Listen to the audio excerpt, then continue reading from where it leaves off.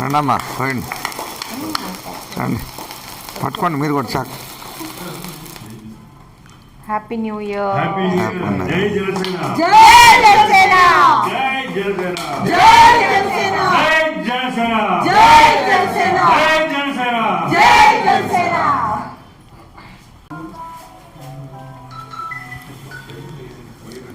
చాలు చాలు నాన్న వదిలే నేను తినలే.